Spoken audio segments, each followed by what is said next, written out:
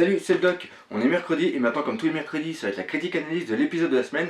Cette semaine, un épisode très lent et mou, mais très important quand même car il nous apprend plusieurs choses. Premièrement, que Don Flamingo a commis un fratricide et on a eu deux putains de teasers. Alors on va voir tout ça en détail dans la critique analyse de l'épisode de la semaine, l'épisode 686.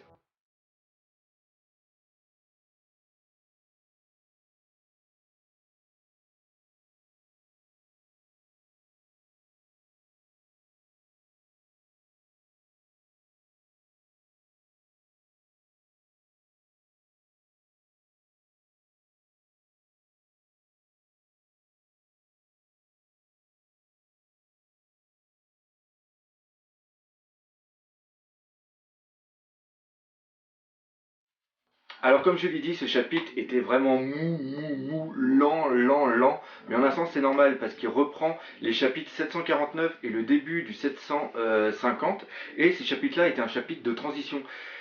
Et en plus, l'effet de lenteur a été accentué, c'est que dans les précédents chapitres, on avait quand même des bonnes parties d'action et on a une animation qui était super. Et là, ici, on n'a vraiment rien de vraiment dynamique et surtout, l'animation est désastreuse. Déjà, je peux comprendre que les mecs ils soient à la bourre puis qu'ils doivent faire les dessins des fois à l'arrache.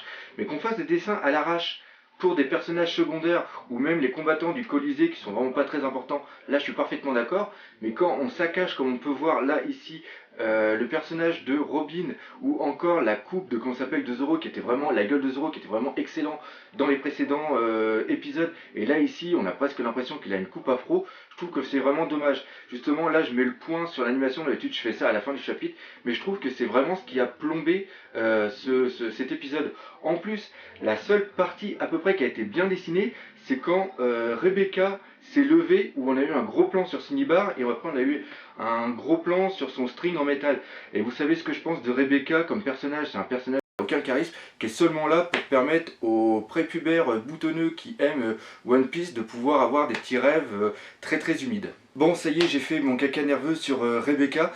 Il y a aussi un autre passage qui m'a bien fait chier parce que dans le manga, il était quand même bon, mais là, Violette, quand elle fait son speech, personne n'y croit. Le fait que le roi Riku ne veut pas mettre sa confiance envers les pirates Mugiwara parce que ce sont des pirates, et lui on peut dire qu'avec les pirates il n'a pas eu spécialement de bonnes expériences. Dofla, ce qu'il lui a fait c'est quand même c'est lui mettre bien profond pour lui prendre son royaume. Donc c'est sûr qu'il y avait une manière de présenter la chose comme quoi que les Mugiwara sont vraiment à l'écoute du peuple, ils ressentent et ils ne font ça que pour le pognon, ils ont d'autres intérêts derrière, mais franchement, on n'y croit pas du tout. Ce qui peut des fois sauver un épisode, c'est aussi le côté humoristique qui est toujours présent un petit peu dans les épisodes de One Piece.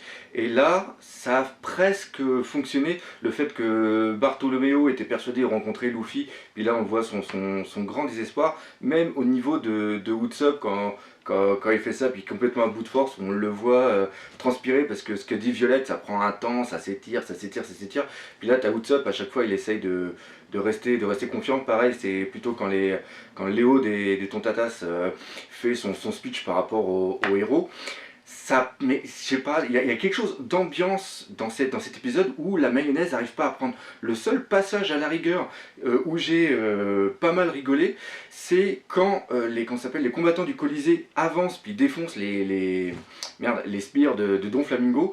Après, on voit le géant Uradrin qui avance, puis il fait des grands pas, puis t'as les empreintes, puis t'as les mecs dedans. Ça m'a parfaitement fait penser à Jurassic Park 2. Je sais pas si vous vous rappelez le passage où t'as le T-Rex qui avance sur les mercenaires, puis t'as un des mercenaires qui reste collé au niveau de la patte du T-Rex, puis quand il avance, je me disais putain, il aurait juste fallu mettre un mec collé sur la semelle du Radrin, du géant, puis là franchement on aurait eu quelque chose qui aurait été assez bon. En plus de tout ça, il se passe absolument rien avec Luffy. Luffy, il est sur le dos d'Uchi et il passe un épisode complet à faire un slalom géant. C'est-à-dire qu'il est sur le dos d'Uchi, puis il slalom entre les différentes décombres qu'il y a sur le bras du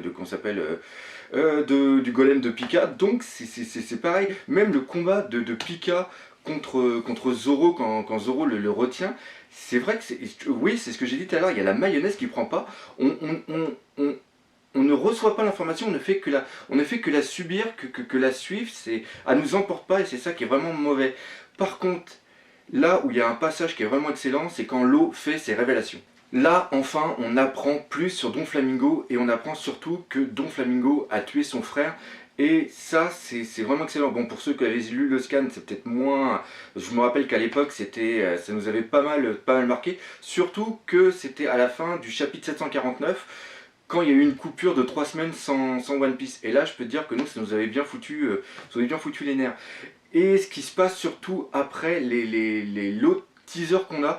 Donc le teaser, je vais en parler, je vais mettre un bandeau spoil en bas, parce que si vous n'avez pas vu comment ça s'appelle, c'est par rapport au frère de Rosinante, Lo va en parler un petit peu. Si vous n'avez pas lu le scan, partez, je vais mettre juste ici, normalement, je mettrai le moment où vous pouvez revenir, c'est-à-dire je vais marquer à tant de minutes, vous pouvez revenir. Et j'essaierai de le marquer aussi dans les commentaires, parce que là je vais un peu spoiler, mais je suis obligé parce que le passage m'a foutu la chair de poule, j'ai presque eu les larmes, c'était vraiment excellent. Donc à 3, je vais commencer à en parler, donc vous avez le temps de partir, vous avez le temps d'arrêter la vidéo. 1, 2, 3. Donc c'est le passage où on a un début de flashback par rapport à ce qui va se passer, par rapport à toute la jeunesse de Lo, comment il a été élevé, enfin comment il a été sauvé par Rosinante, et on voit déjà la moitié du visage, donc ça c'est vraiment excellent avec le sourire. Et après on voit l'un des plus beaux flashbacks comment s'appelle, de tout One Piece, c'est au niveau de quand on a la mort comment s'appelle, de la belle-mère de Nami. C'est vraiment un truc excellent, c'est quand Lo, on le voit qu'il est dans la boîte puis qu'il tape, parce que Rosinante lui avait mis comment s'appelle, la bulle pour pas qu'il puisse parler, pour pas que Don Flamingo s'aperçoive qu'il est dans la caisse, puis là on le voit en train de taper, en train d'hurler, mais il n'y a aucun son qui peut sortir.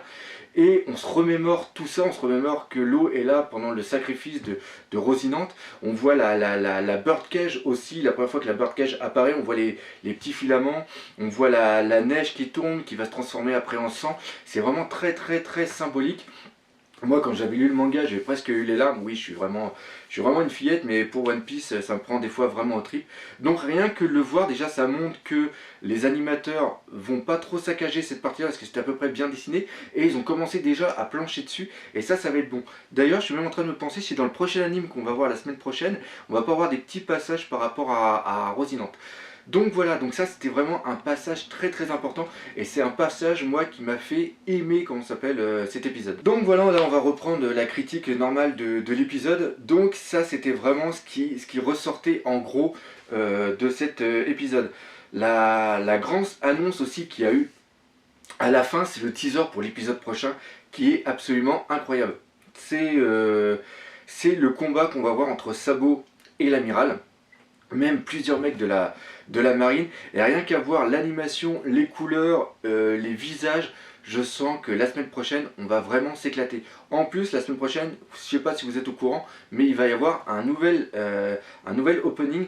Donc si j'ai le temps, je dis bien si j'ai le temps, je pense que je vais faire 2 vidéos la semaine prochaine. Je ferai une vidéo critique analyse de l'épisode de la semaine, ça c'est sûr, mais je ferai aussi une analyse de l'opening, ce que je pense de la musique. Je vais l'écouter plusieurs fois, parce que souvent quand on écoute une musique une fois, on n'arrive pas à l'apprécier. Moi toutes les musiques One Piece, je les ai appréciées vraiment parce que je les ai écoutées plusieurs fois, puis après elles devenaient entraînantes dans la tête. J'espère qu'ils vont être à la hauteur pour moi du meilleur opening qui était le 14, qui même la première fois m'a foutu la chair de poule. Donc je ferai une vidéo pour commenter, comme j'ai dit, la musique, les différentes choses qu'on voit, l'animation, le dynamisme, enfin bref, tout ça. Donc voilà, un épisode pour moi moyen, mais qui est quand même nécessaire par rapport aux 2 trucs qu'on apprend à l'intérieur, que je vous ai déjà parlé. Malheureusement dans One Piece il y aura toujours des épisodes comme ça, on ne peut rien faire contre. Il y a des chapitres de transition, donc on aura des épisodes de transition. Tant pis, je veux dire, c'est l'eau. En plus, One Piece c'est un peu la poule aux odeurs, donc faut que ça s'étire, et il faut que les publicitaires se fassent du pognon. Donc voilà. Donc pour moi maintenant cette vidéo est maintenant terminée, on se redit à la prochaine pour quelques d'autres aventures One Piece, la critique bien sûr du chapitre de la semaine, et 2-3 petits trucs que j'ai à la maison, des colis que je reçois, ou encore des dioramas. Voilà, donc comme d'habitude on se dit à la prochaine vidéo, et un petit pouce vert ça ferait sympa, quoique maintenant je crois que les pouces sont bleus.